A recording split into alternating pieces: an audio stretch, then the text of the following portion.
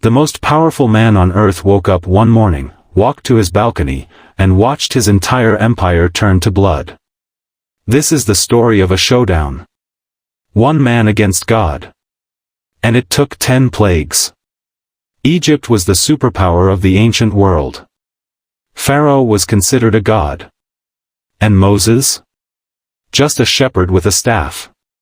But Moses walked into the palace with a message you wouldn't expect: "Let my people go." Pharaoh laughed. Bad move. The first plague, the Nile turned to blood. Every river, every bucket, every glass of water. The fish died. The stench filled the air. But Pharaoh's magicians did a party trick and copied it.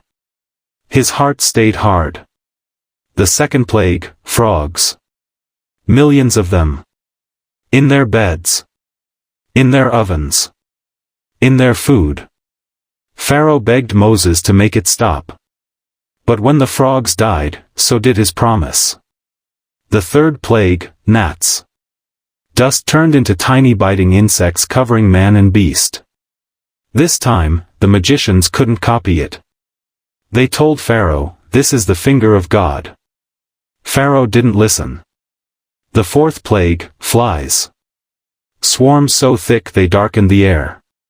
But here's the twist: Goshen, where God's people lived, had 0 flies. God drew a line. Pharaoh still said no. The fifth plague, livestock died. Horses, camels, sheep, gone.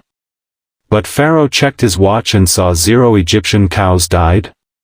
Wait, no. All of them dropped dead. Except Israel's livestock. They were untouched. Still, Pharaoh refused. The sixth plague, boils. Painful, oozing sores broke out on every Egyptian, from the palace servants to the prisoners. The magicians couldn't even stand up. Pharaoh? Still hard. The seventh plague, hail like Egypt had never seen. Fire flashing through ice, destroying crops, killing anyone caught outside. Pharaoh finally admitted, "I have sinned." But the moment the hail stopped, he changed his mind. The eighth plague, locusts. What the hail didn't destroy, the locusts ate.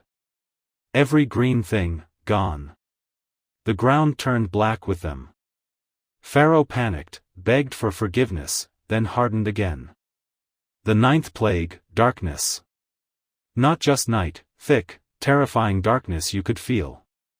For 3 days, Egyptians couldn't move. But in Goshen? Normal sunlight. Even then, Pharaoh wouldn't break. Then came the 10th. The firstborn. At midnight, the angel of death passed through Egypt. Every house without blood on the doorposts lost their child. From Pharaoh's palace to the dungeon. The cry that went up over Egypt had never been heard before, and hasn't been heard since. That night, Pharaoh finally let them go. Here's the thing, Pharaoh had 10 chances. 10 warnings. 10 times God showed up. And 10 times, he said no. Hit subscribe right now. Join thousands of others getting closer to God one Bible story at a time.